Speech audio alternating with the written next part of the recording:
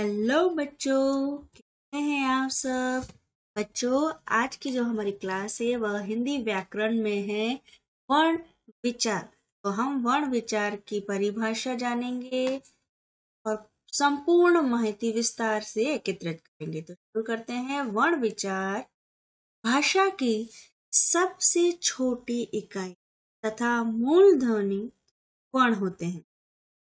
बोलते वक्त या बोलते समय हमारे मुंह से जो ध्वनियां निकलती हैं, जिन्हें लिखने के लिए भाषा में कुछ चिन्ह निश्चित किए गए हैं, इन चिन्हों को वर्ण कहा जाता है।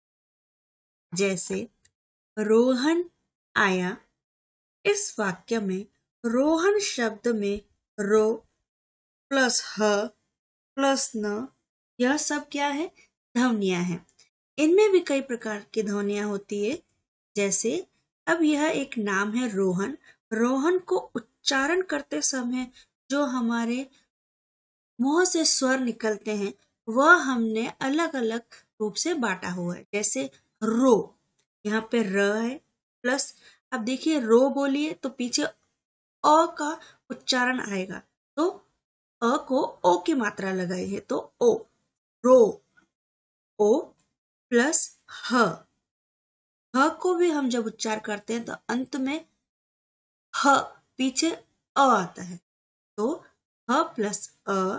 न है तो जब हम न का भी उच्चार करते हैं न, तो पीछे हमें अ स्वर सुनाई देता है, तो आएगा र प्लस ओ प्लस ह प्लस अ प्लस न प्लस अ।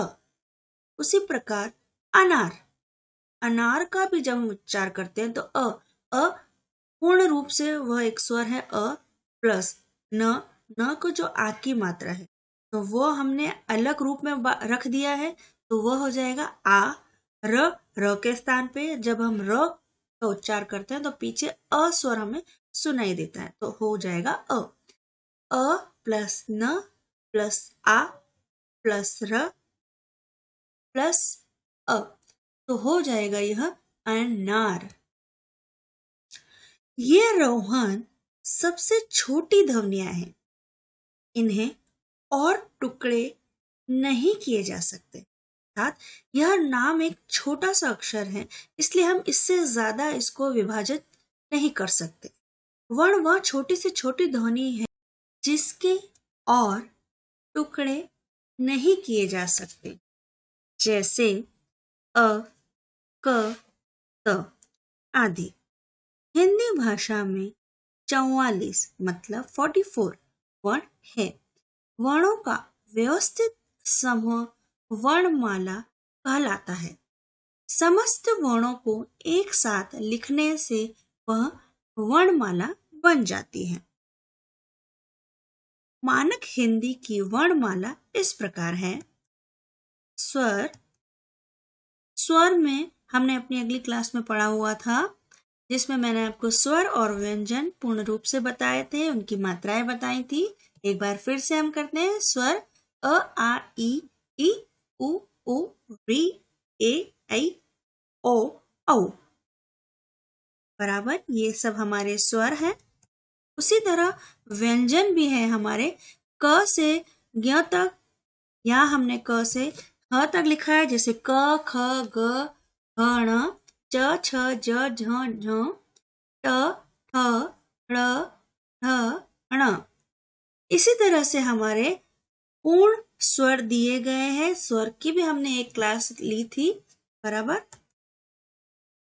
कुछ अन्य वर्ण जैसे अन, अह, ण, ठ, औ, जन, प, अन और अह अयोग वह स्वर है।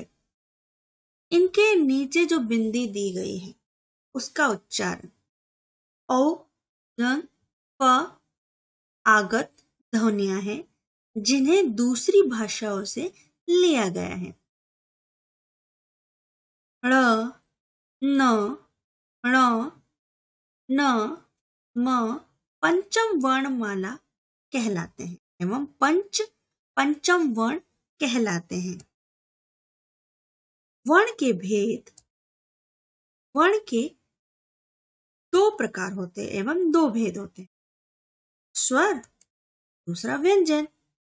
अब इसके आगे हम अपनी अगली क्लास में इसे पूर्ण रूप से विस्तारित आप करके आपको समझाने की कोशिश करेंगे। तो आप मेरी अगली वीडियो को ज़रूर देखिएगा। तब मेरे चैनल को सब्सक्राइब कीजिएगा, लाइक कीजिएगा और बाय।